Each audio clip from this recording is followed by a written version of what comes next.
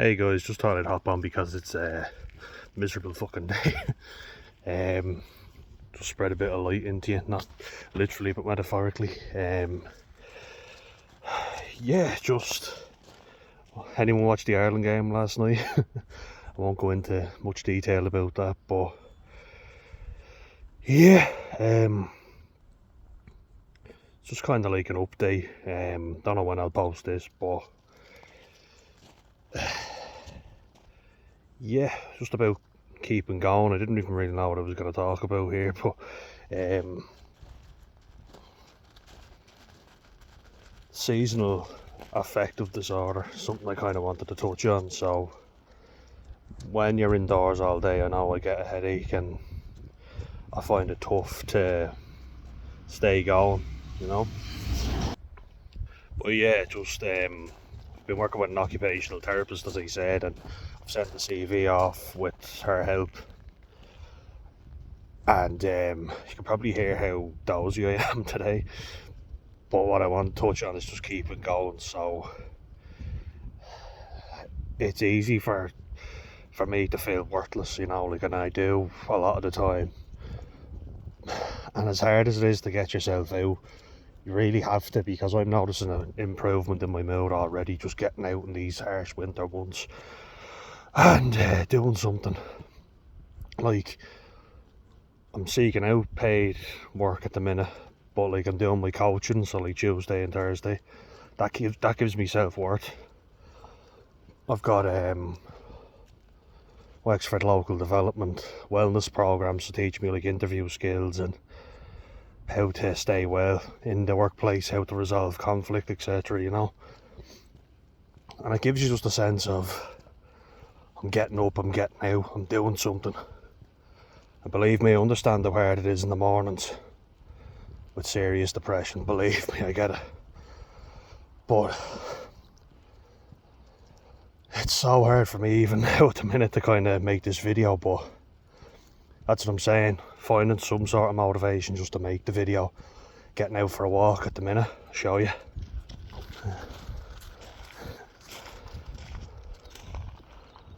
Not the nicest day, but just getting out. This fella now is, don't know if he's up for it either.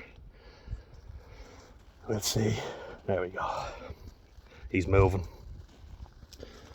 But just having the coaching, having the course that I'm doing, I'm also like seeing a counsellor every 2 weeks, because it'll show you how bad everyone's mental health is, that she's backed up. Some days even like I'm left going, I need to see you now, and I could be on waiting list for like 3 weeks, which is difficult. You know, so I might not see her for 3 or 4 weeks sometimes, but have the occupational therapist at least, and I can check in with her. I was checking in with her yesterday, and we've sent the CV off. That's nice, it's impressive. It's more of an IT job than a science-based job, which is what I'd be looking for, but you know what, it doesn't matter, at least it's something. And that's how I'm looking at it, in a positive mindset.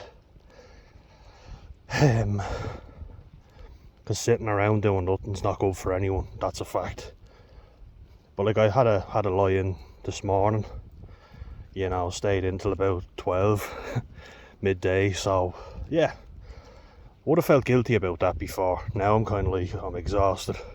It doesn't take an awful lot to wear me out these days, but I'm getting there, you know, I'm getting there. 2 months off alcohol, so that's doing my head the world of good. Went out for a nice meal yesterday after meeting my occupational therapist, so yeah, doing stuff, you know, not drinking alcohol. I have a Heineken Zero, that's my favourite, that's my go-to alcohol-free beverage. And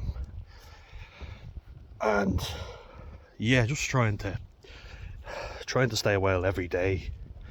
You know, like your head will be a lot clearer when you're not drinking.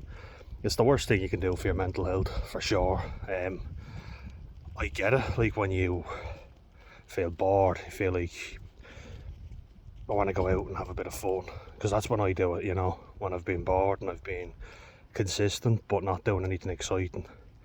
like I'm young, I need to go out and do something fun now, you know. You feel like, oh, I've got to go out and live my life, I'm only young, I'm missing out here. But it catches up with you, and I'm watching so many people giving advice and saying, in a couple of years' time, you'll realise how much you're fucked up from drinking alcohol. And the addiction counsellor said it to me. She was like, she meets 40-year-olds that are, you know, like a 70-year-old going around. They've got the health of a 70-year-old man, and they're only 40. Car just went by there. But it ages you, for sure. It's something that we don't think of. We're young, right, so it's not going to affect us. But how many young people are going out abusing their bodies? And I kind of thought to myself, I don't want to be boring. I want to go out and live my life, you know. It's easy to get caught up in that. Like, you probably think it's quite boring the way I am now, but it's better than having liver failure, fucking heart problems, isn't it? I'm 26, but at least I'm aware of these issues. Because how many people my age are? How many people just think, sure, that I'll stop when I'm older?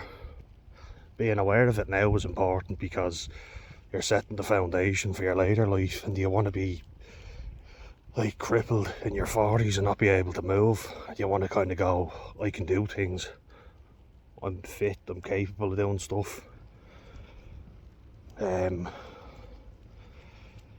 Like, there are things you can do, you know. You can still have fun. You might have to accept the fact you're not going to get that instant hit of gratification, but that's what makes it hard, you know. I kind of said to myself on that holiday I went on in August, that'll be a blowout, and then I'll probably need to take a break after that.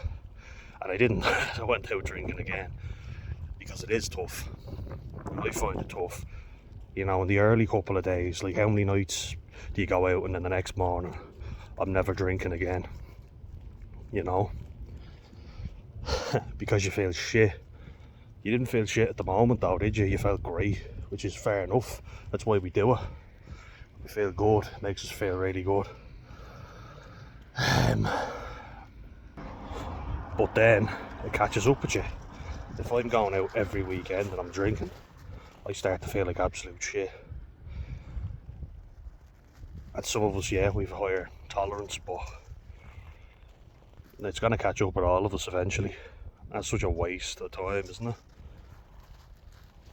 Whereas if we can learn to just be happy in the moment. I know it's cringy and everybody says it, but it's true. If we learn to be more grateful for things, which is why I made that gratitude video, then maybe we'll notice that we appreciate the little things a lot more. The little moments. And like, because of how bad it got for me, I appreciate the little moments so much now. And I don't wish I could take back time or whatever. Stuff that was my fault is my responsibility to change. That's the thing, like, you know, we love to blame other people, but I have to accept a lot of responsibility. And things that are my fault, I have the power to control. That's how I look at it. And Kevin O'Hara from Habits V2, I think it's very important, the message he sends. I tend to agree more with what he says. Take responsibility. Like, if I pick up an alcoholic beverage, I had to physically put that in my mouth, you know. This kind of AA model that they use didn't really resonate with me, and if it works for you, fair enough, you know, whatever works for you, do it. But for me, that gave me a sense of power. I was like, yeah, I have the responsibility to not do that if it fucks me up. I'm not saying never again, because if you're saying, oh, I have to be on guard whenever I go out and I can't do this, I can't do that, that's very anxiety fueling for me. I feel like, oh shit, now I have to be on my guard, I have to watch what I do. But if I say, And I will use an AA model for this, which I do think is good. The Just for Today model, which says just for today I won't have a drink. I'm not going to say never, never again. I don't know that. Sometimes I will. What I am saying is you can control today and change the environment you're in.